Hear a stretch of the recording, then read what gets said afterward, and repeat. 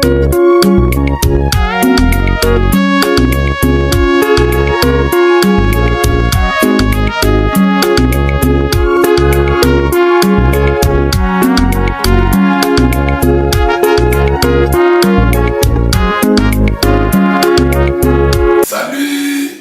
les bien-aimés du Seigneur.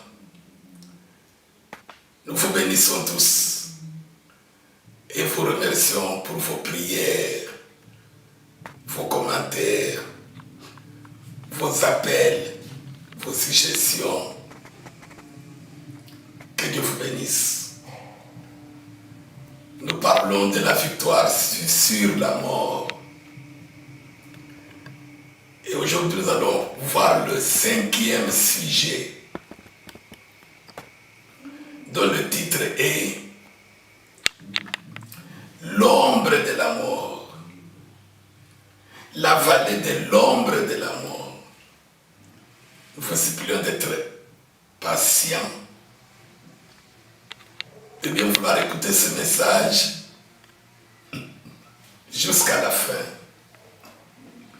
Et de ne pas oublier, s'il va toucher vos cœurs, de bien vouloir le partager avec les autres. Et de daigner vous abonner à notre chaîne de télévision. Nous allons d'abord remercier le Seigneur, lui rendre des actions de grâce, afin de lire les Écritures sur la vallée de l'ombre de la mort.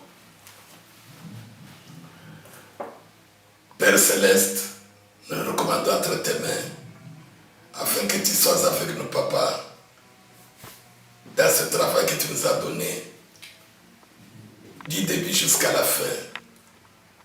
Ouvre le cœur de ton peuple, comme tu le fis à Macédoine, à Philippe, quand tu ouvris le cœur de Lydie, la marchande de pourpre, pour qu'elle fût attentive à tout ce que disait Paul. Il entendit la parole de Dieu et il crut. Qu'il en soit ainsi ce soir. Au nom du Seigneur Jésus. Amen. Une fois de plus, que Dieu vous bénisse, bien-aimés. La victoire sur la mort. Jésus-Christ était venu au monde. Il nous a suffi pour nous donner la victoire sur la mort. Nous allons lire Luc chapitre 13, versets 1 à 5. Et nous allons ajouter un verset dans 2 Pierre chapitre 2, 4. En ce même temps, quelques personnes qui se trouvaient là racontaient à Jésus ce qui était arrivé à des Galiléens dont Pilate avait mêlé le sang avec celui de leur sacrifice. Il leur répondit: croyez-vous que ces Galiléens fussent de plus grands pécheurs que tous les autres Galiléens, parce qu'ils ont souffert de la sorte? Non, je vous le dis. Mais si vous aussi vous ne vous repentez pas, vous périrez tous également. Ou bien ces 18 personnes sur qui est tombée la tour de Siloé et qu'elle a tué, croyez-vous qu'elles fussent plus coupables que tous les autres habitants de Jérusalem? Non, je vous le dis. Mais si vous ne vous repentez, vous périrez tous également. 2 Pierre chapitre 2 verset 4. Car si Dieu n'a pas épargné les anges qui ont péché, mais s'il les a précipités dans les abîmes de ténèbres et les réserve pour le jugement,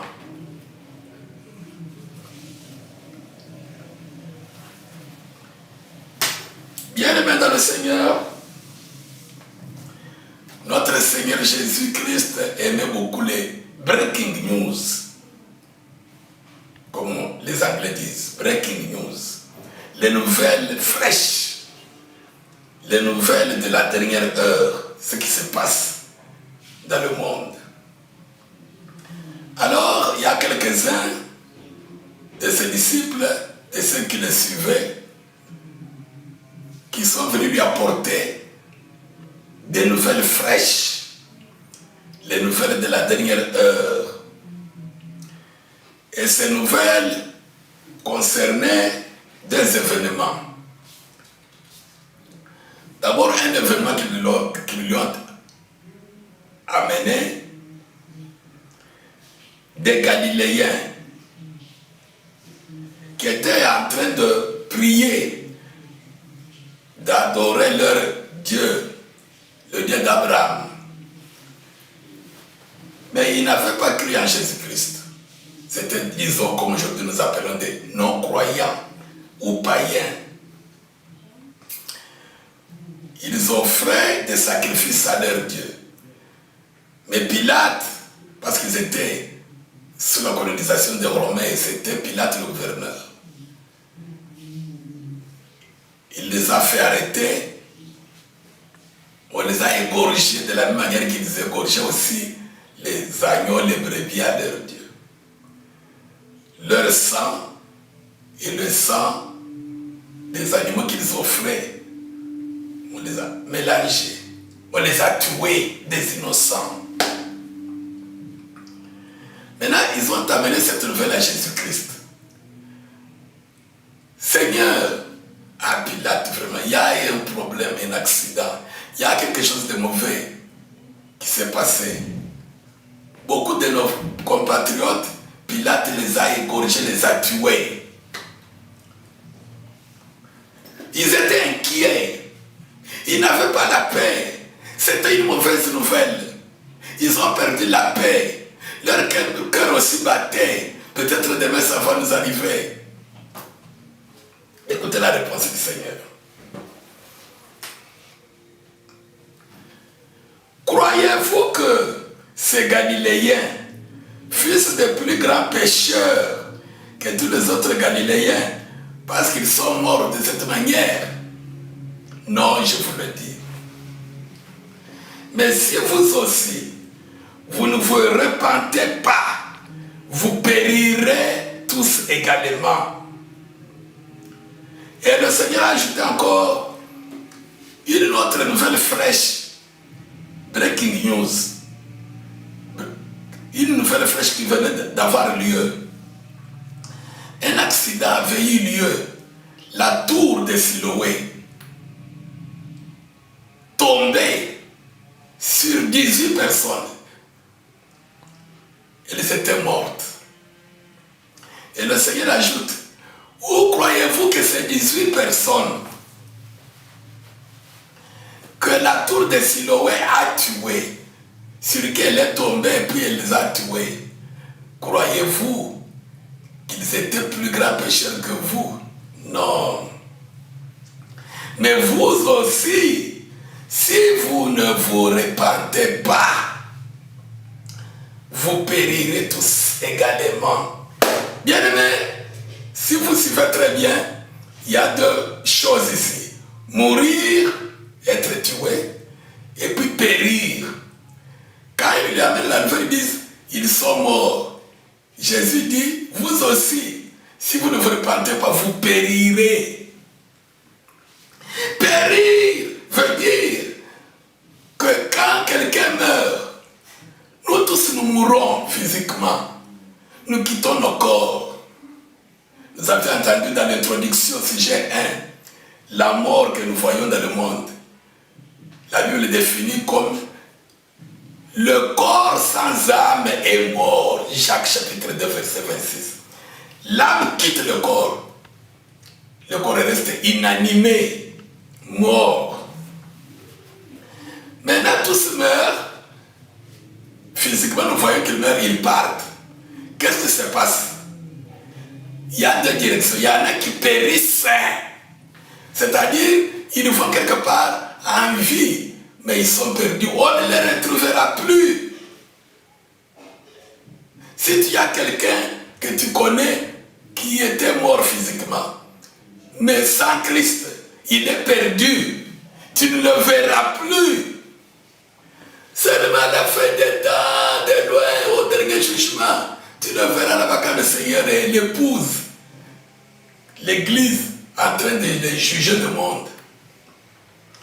Maintenant ici, le Seigneur Jésus dit, vous inquiétez, vous vous tourmentez, vous pleurez, parce que les autres sont morts. Vous croyez que ils sont plus pécheurs que vous.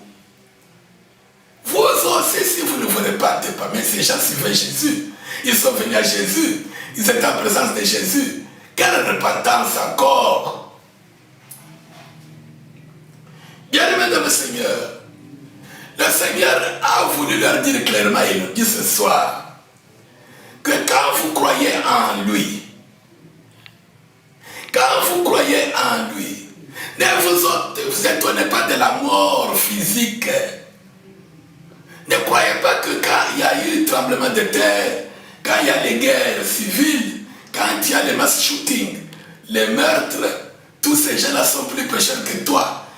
Dieu m'a protégé. Moi, 2023, Dieu m'a protégé. Ne crois pas que ceux qui sont morts l'année passée sont plus pécheurs que toi. Non. Dieu t'a donné une occasion pour te repentir. Et tu me demanderas qu'est-ce que la repentance? C'est parce que ces gens, ils étaient en présence de Jésus, ils parlaient à Jésus, ils invoquaient Jésus. Ils n'avaient aucun regret, aucun regret, aucune tristesse dans leur cœur pour le sort de leur âme, pour le péché qu'ils commettaient. Leur inquiétude, leur tristesse, c'était la mort physique, c'était le chômage, c'était la stérilité, c'était le célibat, c'était manque de papier en Europe. Mais ils n'avaient aucun souci du péché qu'ils commettaient, qui va amener leur âme dans les ténèbres. Ils ne savaient pas que le monde où nous vivons, nous sommes dans la vallée de l'ombre des ténèbres. Le cinquième sujet, quand tu as crié en Jésus-Christ, Dieu t'a donné la victoire sur la mort, la vraie mort, la mort de l'âme. Quand tu vas quitter ce corps, tu ne vas pas périr, c'est-à-dire les anges des ténèbres ne te prendront pas. Ce sont les anges de Jésus. L'archange Michel va envoyer des anges te prendre, t'amener là-bas. Mais il y a une condition. Pendant que tu es dans ce monde, tu dois d'abord savoir que tu es dans la vallée de l'ombre de la mort. Ce monde, c'est le monde de la mort. Ce monde, c'est une vallée. Ce monde, c'est un monde des ténèbres. Ce monde appartient à la puissance des ténèbres. Celui qui a la lumière, c'est toi qui as crié en Jésus. C'est pourquoi Jésus disait, je suis la lumière du monde. Celui qui me suit ne marche pas dans les ténèbres. Nous habitons dans les ténèbres. Le monde, c'est un monde des ténèbres. C'est-à-dire, la mort nous environne. Satan est en train de chercher à prendre nos âmes. Quand nous allons quitter ce corps, toi, un enfant de Dieu, pendant que tu es dans cette chair, lorsque, involontairement, tu as commis, transgressé la parole de Dieu, ton cœur doit battre. Tu dois avoir le regret du péché. C'est ça la repentance dont Jésus parle. Aujourd'hui, nous les chrétiens, après avoir commis involontairement une faute, nos cœurs ne battent pas. Nous voyons que c'est normal. Seigneur, pardonne-moi. Nous n'avons aucun regret. Notre regret, ce sont les problèmes qui concernent la chair, la mort par les maladies, les accidents, la crise financière, les problèmes peut-être des papiers à l'étranger, les problèmes de voyage bloqués. Et nos cœurs n'ont pas la paix à cause de ça. La repentance, c'est quelqu'un qui sait que non, je suis en danger de mort. Je suis dans la falaise de l'ombre de la mort. Mais comme Jésus est avec moi, après ma mort physique, j'irai au ciel. Mais quand j'ai transgressé la parole de Jésus, je n'ai pas la paix. Quand Dieu voit un cœur contrit et brisé, un cœur qui n'a pas de paix quand il a péché, voilà quelqu'un que Dieu aime. Voilà quelqu'un que Dieu il sanctifie. Voilà quelqu'un à qui Dieu pardonne la faute. Souvent nous disons Dieu m'a pardonné, j'ai demandé pardon. Qu'est-ce qui te prouve que Dieu t'a pardonné? Dieu t'a envoyé un coup de téléphone pour dire je t'ai pardonné. Dieu pardonne dans sa parole. C'est-à-dire, il aime voir le cœur qui est touché par le mal que tu as fait. Rappelez-vous la Pentecôte quand Pierre a prêché. La Bible dit dans Actes des Apôtres chapitre 2, verset 37. Ils eurent le cœur vivement touché. Ah, nous avons fait le mal. Ah, on a péché. Ah, on a mal parlé. Hommes, frères, que ferons-nous? Et alors on leur a dit, répentez-vous. Faites-vous baptiser au nom du Seigneur Jésus pour le pardon de vos péchés. Et vous recevrez le don du Saint-Esprit. La repentance, c'est d'abord le regret du mal. Mon frère, ma soeur, quand toi et moi, quand toi et moi, on convoite des filles dans les assemblées, quand toi et moi, on parle des mensonges, est-ce que nos cœurs battent? Le cœur qui bat, c'est le cœur de celui qui sait que non, j'ai péché. Mon âme va aller dans l'affaire quand je vais mourir. Seigneur, pardonne-moi. Voilà un cœur contrit et brisé. Voilà quelqu'un qui se garde lui-même. Donc, le second sujet, l'ombre de la mort. C'est lui qui a l'assurance de la victoire sur la mort. Il se garde lui-même. Son cœur bat.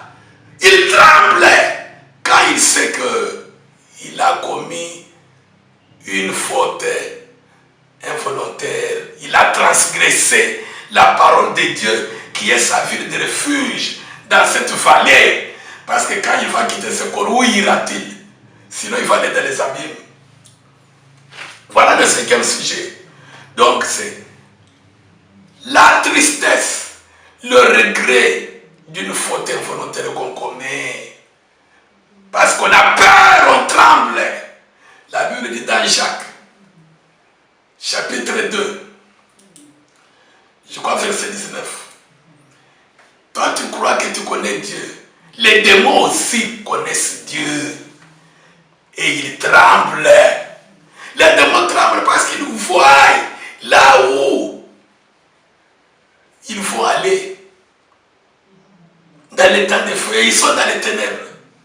À combien plus forte raison, toi l'épouse, toi l'église, toi l'enfant de Dieu, quand tu transgresses la parole de Dieu, tu ne peux pas trembler, ton cœur battre. Est-ce que ton cœur bat, ma soeur, mon frère, quand tu as mal parlé, quand tu as péché, avant de dire Dieu pardonne-moi, est-ce que tu as le regret? Tu as le regret, tu pleures pour ton enfant.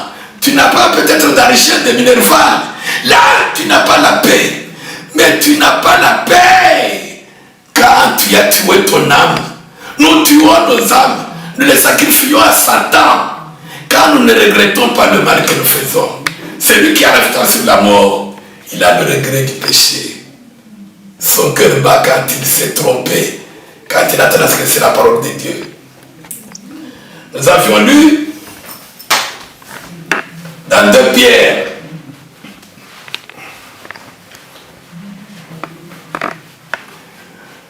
chapitre 2,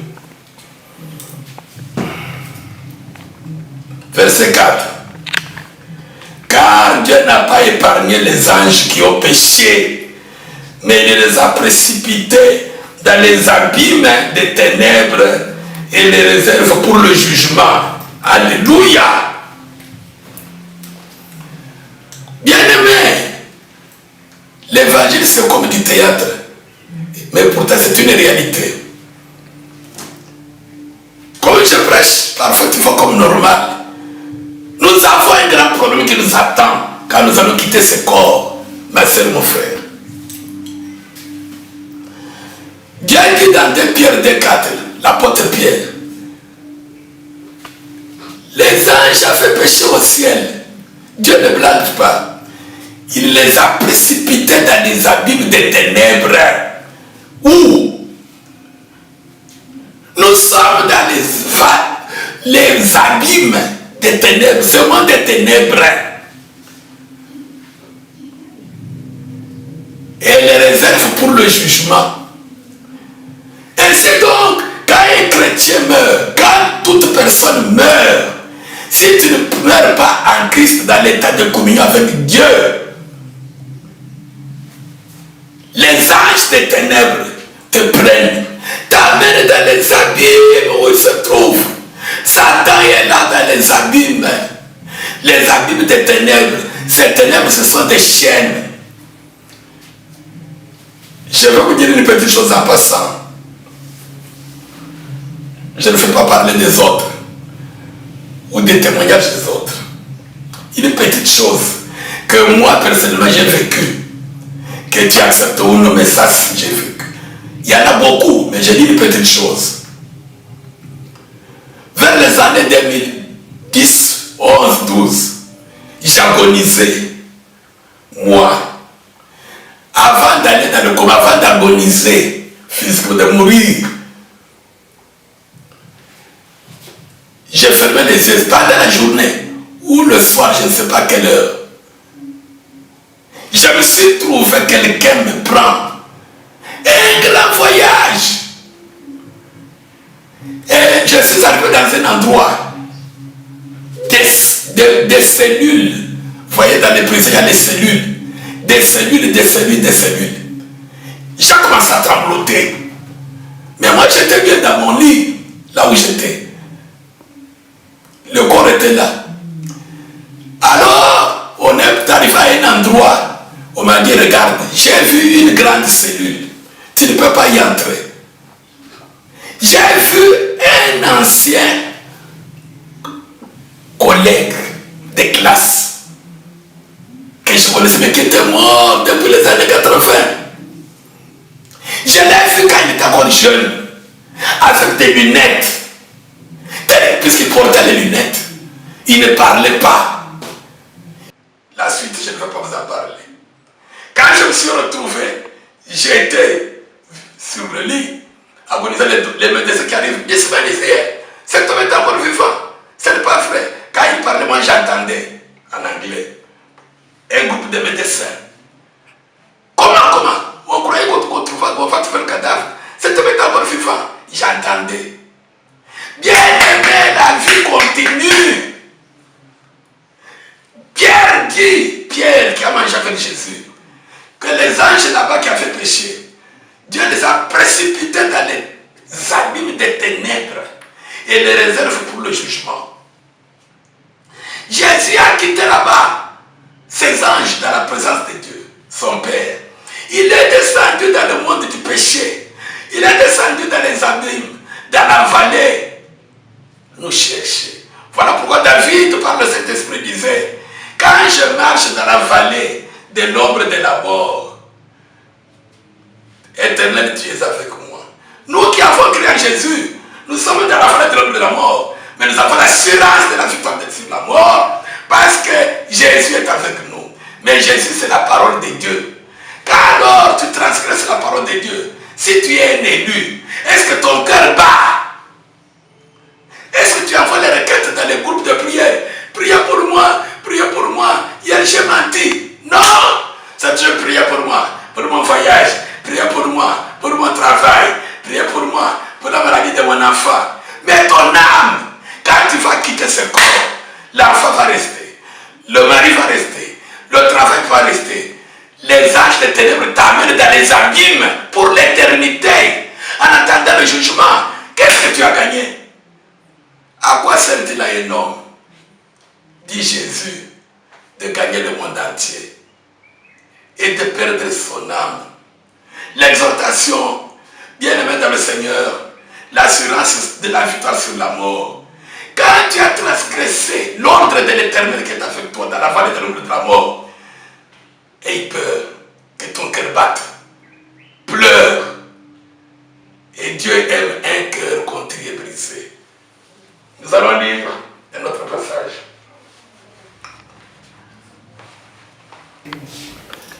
L'assurance de la victoire sur la mort.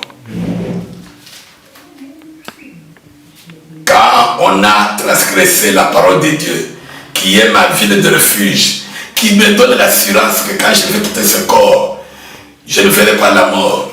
Mon cœur n'a pas de paix, mon cœur bat. Dieu aime un cœur contrit et brisé. N'aie pas seulement pleurer pour les choses du monde quand Dieu ne m'a pas donné. Pleure surtout quand tu as transgressé la parole de Dieu. Nous ne le faisons pas pourquoi. Et Dieu voit que ça, ce n'est pas la repentance. Voilà pourquoi il leur a dit, souvent nous disons, au Congo, on tue beaucoup de gens. Là-bas, à Kibumba, nos compatriotes, il y a une inondation qui chasse ça. À Bukavu, et tout quoi que tremblement de terre, c'est pas en Turquie. Jésus dit, ne croyez pas qu'ils sont des plus pécheurs que toi qui es en vie. Dieu te donne du temps pour que tu commences à regretter pour ce que tu fais. Si Dieu ne t'a pas encore pris pour aller au ciel, c'est parce qu'il voit que tu n'étais pas encore repenti. Même si tu as fait 30 à 40 ans dans la foi, tu as perdu le regret du péché. Dieu aime que nous ayons le regret du péché. Nous allons lire un passage.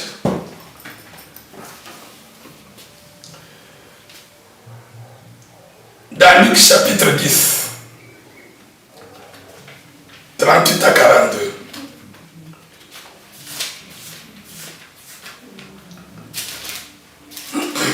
Luc 10, « 38 à 42. Avant de le lire, rappelez-vous notre thème. Jean 11, 25. La résurrection de Lazare. Jésus a dit à Marthe, en vérité, celui qui vit et croit en moi, il ne mourra point. Vous remarquerez que c'est surtout Marthe qui a fait beaucoup déranger Jésus. Pas Lazare, parce qu'il était là vivant quelque part. Pas Marie. Marie aussi était triste. C'était un cas de deuil. Mais Marthe, Jésus a même pleuré. Marthe. Nous avions compris mon introduction. Seigneur, si tu étais là, mon frère ne serait pas mort. J'ai dit non. Même si je n'étais pas là, je suis la résurrection et la vie. Non, Seigneur, toujours Marthe. Même pour ressusciter, ôter la pierre, c'est toujours Marthe. Non, ça fait déjà 3 jours que c'est toujours Marthe. Nous allons comprendre pourquoi Marthe. Marthe, c'était une chrétienne à qui Dieu parle ce soir. Nous sommes des Marthe. Ses soucis, ses regrets, c'est pour les pertes physiques, la mort physique, les histoires du monde. Nous allons lire dans Luc chapitre 10. Nous comprendrons pourquoi Marthe a causé beaucoup de problèmes à Jésus-Christ pour la résurrection de Lazare. Et pourtant, c'était une chrétienne comme toi et moi. Luc 10, 38 à 42.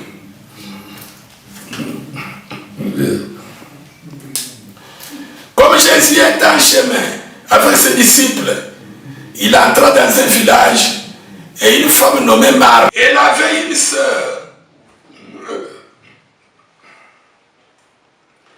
nommée Marie qui s'étant assise au pied du Seigneur écoutait sa parole. Marthe, occupée à divers soins domestiques, surveille et dit, Seigneur, cela ne te fait-il rien que ma sœur me laisse seul pour servir. Dis-lui donc de m'aider. Le Seigneur lui répondit, Marthe, Marthe, Marthe, Marthe, Marthe, Marthe, tu t'agites, tu t'inquiètes, tu pleures, toutes tes requêtes, toutes tes prières, mes papiers, mon voyage, mon mariage, enfin, travailler, étudier. Marthe, Marthe, Marthe. Tu oublies que quand tu vas quitter ton corps, et le travail, et les enfants, et le mariage, tout va rester. Où iras-tu, Marthe? Tu ne pleures pas, tu ne t'inquiètes pas pour ton âme. Tu t'inquiètes seulement, et mon travail, et mon voyage. Marthe. Tu t'inquiètes, tu t'agites pour beaucoup de choses. Une seule chose est nécessaire. Marie a choisi la bonne part qui ne lui sera point ôtée. À la table, Lazare était là. Marie était là et d'autres personnes. Marthe a reçu Jésus dans sa maison. Elle aimait Jésus. Elle priait Jésus. Elle servait Jésus. Ses inquiétudes envers Jésus, les histoires domestiques, les histoires du monde, ce n'était pas un péché. Jésus avait faim, il devait manger. Mais Jésus a commencé à parler de la mort, de la résurrection de la mort, de la vie à venir, de sa mission sur la terre, de la victoire sur la mort. Marthe là-bas, elle, toujours tomate, il n'y a pas de oignon, il n'y a pas de concombre, il n'y a pas de poisson, il n'y a pas de travail, il n'y a pas de mariage, j'ai 30 ans, il n'y a pas de voyage que je voulais faire, je n'ai pas de papier dans ce pays d'Europe. Maintenant, Marie qui devait l'aider, la parole, je peux manger aujourd'hui, mais si je transgresse la parole de Jésus qu'il est en train de prêcher, où irai-je? La Bible dit, et la nourriture, et les aliments, et le ventre, Dieu détruira l'un comme l'autre, il va tout détruire. Non, non, non. Malgré la faim, je fais la parole. Mon cœur bat pour ce que moi, Marie, j'ai fait, l'impudicité, la mondanité. Marthe a vu que c'était Jésus. Mon temps est presque terminé, je conclue rapidement. Marthe a compris que c'était Jésus qui a entêté Marie. Marthe n'a plus appelé Marie. Seigneur, moi je prépare. Tout ça c'est pour vous. J'avais promis ici des oignons, de la farine, des différents problèmes. C'est toi qui peux les résoudre. Tu ne t'inquiètes pas, tu laisses Marie seule. Mais laisse seule travailler. Marthe, Marthe. Tu es comme ces gens-là qui m'ont amené les nouvelles. Oh, les gens sont morts. Oh, inondation. Oh, il y a la crise économique. Oh, il y a des problèmes dans le pays. Oh, il y a des guerres civiles. Oh, où irons-nous? Oh, le mariage. Marthe, Marthe. Quand tu vas quitter ce corps, ton âme, où ira-t-elle? Ton âme, où ira-t-elle? Marie a choisi la bonne part. Le salut de l'âme. Ça, il a choisi la parole de Dieu qui va la sauver quand elle va quitter. Mais toi, tout ce que tu cherches là-bas, ça te sera ôté, ça appartient à Satan. Ton mari, ton mariage, tout, ça va rester avec le monde pour aller dans les ténèbres. Où iras-tu? La conclusion, 5e sujet. Ayons le souci que Marie avait. Ayons le souci, le regret du péché. Parce que nous sommes dans l'ombre de la mort. Nous sommes en danger. Le jour de notre rédemption, si nous regrettons le mal que nous faisons, nous l'abandonnons, nous irons avec les anges de Jésus au ciel. Mais si nous faisons le contraire, les anges des ténèbres viendront nous prendre. Mais nous sommes les enfants de Dieu, ayons le regret du péché. Confessons. Quand nous commettons une faute involontaire, pleurons pour ça. Envoie les requêtes de partout. Priez pour moi. Hier, je ne sais pas, j'ai battu ma femme. Priez. Confesse le mal publiquement et Satan sera honteux. Glorifie ton Dieu et Dieu va te délivrer du mal. Et le jour où tu vas quitter ce